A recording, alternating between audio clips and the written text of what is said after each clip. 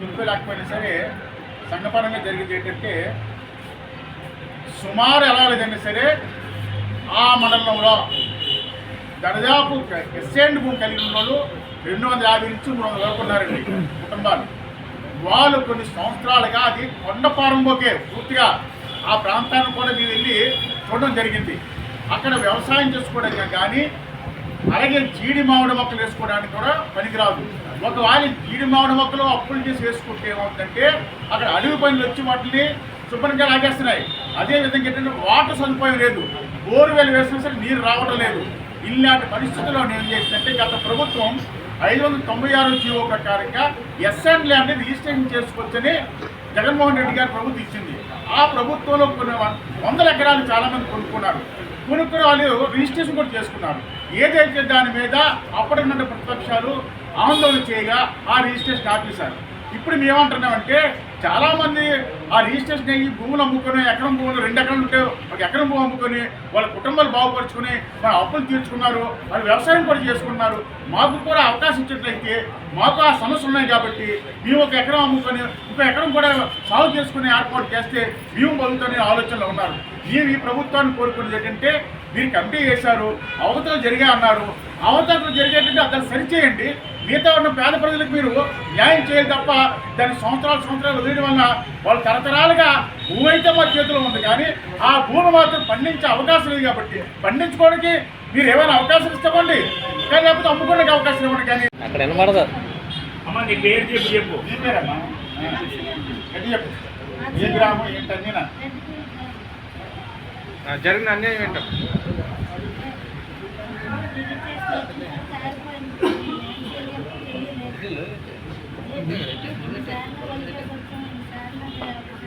అన్నీ చేసాము. ఆ తర్వాత ఆఫీసర్ మేము ఏమైపోలేదు బట్టి కాల్స్ పెట్టాము. అది ఎప్పుడు రిజిస్ట్రేషన్ అయిపోతే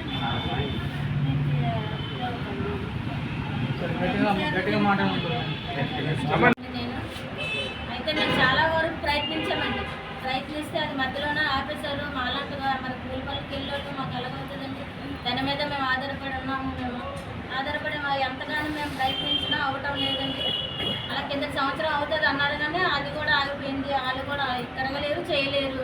ఇంకా వాటి మీద ఇంకా ఎప్పుడు అవుతుందని ఎదురు చూసుకొని ఉంటున్నామండి మేము. అదేదో మీరేదో మాకు ఏదో దయతలిసి మీరు ఏదో చేస్తే మేము ఏదో కొంచెం ఇదవుతామండి. ఎంతమంది ఉన్నారమ్మా మీలాట? చాలా మంది ఉన్నామండి.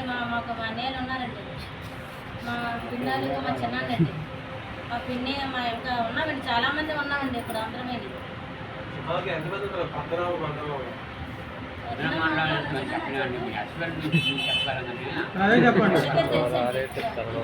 సరే అమ్మా, ఓకే ఓకే. అది అవ్వలేదు. ఈ మధ్యలో ఫోన్ చేస్తుంటే మేము ఏం చెయ్యాలా, వాళ్ళు చేయండి మేమేం చేస్తాము అనేసి వాళ్ళు చెప్పేస్తాం. వాళ్ళు చెప్పేస్తే ఇప్పుడు మేమేం చేయాలా అది మీరు గమనించాలి. కూలి పని చేసుకోవాలి కదండి, మేము దాని మీద ఆధారపడే ఉన్నాము. ఉన్నవాళ్ళు దళితులు ఇదంతా కూడా ఈ ఎవరు రెడ్డిపల్లి దగ్గర ఉన్నటువంటి ఎస్ఎన్ భూములు ఎప్పుడు ప్రాథమికంతో ఇచ్చారు కాబట్టి వాళ్ళకి గత ప్రభుత్వం 596 జీవో ఇచ్చి ఆ జీవో ప్రకారంగా చాలామంది దళితుల భూములు కొనుక్కున్నారు. అమ్మేసుకున్న తర్వాత దాని మీద ఆందోళన జరిగింది, ఏదో కుంభకోణం జరిగిపోయిందని. ఆ కుంభకోణం అయిన వాళ్ళంతా రిజిస్ట్రేషన్ చేసుకొని పోయారు. ఇలాంటి పేద సాధ ఉన్న వాళ్ళందరూ కూడా అయిపోయారు. ఈ తాలూకా రిపోర్ట్ అన్నీ కూడా జిల్లా కలెక్టర్ దగ్గర ఉన్నాయి విశాఖపట్నం. కొత్త ప్రభుత్వం ఇచ్చిన తర్వాత దాన్ని కమిషన్ వేశారు, యాక్ట్ సబ్ కమిషన్. ఆ కమిషన్ కూడా ఒక నివేదిక ఇచ్చింది, దీంట్లో అవకతవకలు జరిగాయని. అది వాళ్ళ ప్రభుత్వం వాళ్ళు చూసుకుంటారు. కానీ ఇప్పుడు మా దళితుల తాలూకా ఉద్దేశం ఏంటంటే మాకు ప్రభుత్వం ఎప్పుడో ఇచ్చినటువంటి 2 ఎకరాల భూమి, ఆ భూమి ఇప్పుడు మేము అమ్ముకోవడానికి అవ్వట్లేదు. 1 ఎకరం భూమి ఉంచుకుంటాం, 1 ఎకరం భూమి అమ్ముకుంటాం. తద్వారా ఏంటంటే మాకు ఇల్లులు పోయాయి. ఇల్లు కట్టించుకోవడానికైనా, ఒక కూతురు పెళ్లి చేసుకోవాలన్నా, ఒక అప్పు తీర్చుకోవాలన్నా వీళ్ళకి ఇబ్బంది అవుతున్నాం. కాబట్టి ప్రభుత్వం వెంటనే ఆ జీవోని రద్దు చేసి రిజిస్ట్రేషన్ అవ్వాలని చెప్పి వీళ్ళందరూ కోరుకుంటున్నారు. మీ ముందుకు వచ్చారు మిత్రులారా.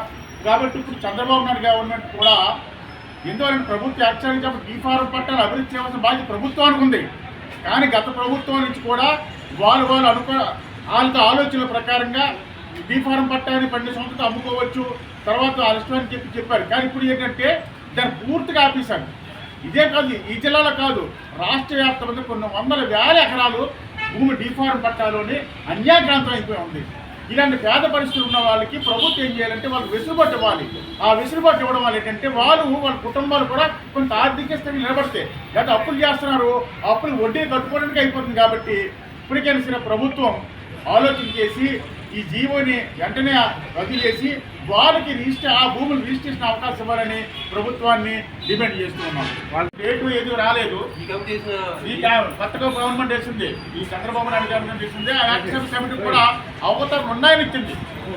ఆ అవతలు ఉంటే వాళ్ళు చూసుకుంటారు, సరిపెట్టుకుంటారు తప్ప పేద ప్రజలు మాత్రం వాళ్ళని ఇబ్బంది పడ్డం మాత్రం కరెక్ట్ కాదు. కాబట్టి ఇప్పటికైనా సరే రెవెన్యూ మినిస్టర్ కానీ గంట కలుగు చేసుకొని ఇక్కడ ఉన్నటువంటి దళితులకి వాళ్ళ మనోభావాలు దెబ్బతీయకుండా వాళ్ళకి రక్షణ కల్పించి వాళ్ళని కూడా ఆర్థికంగా అభివృద్ధి చేస్తారని మేము ప్రభుత్వాన్ని కోరుకుంటున్నాం.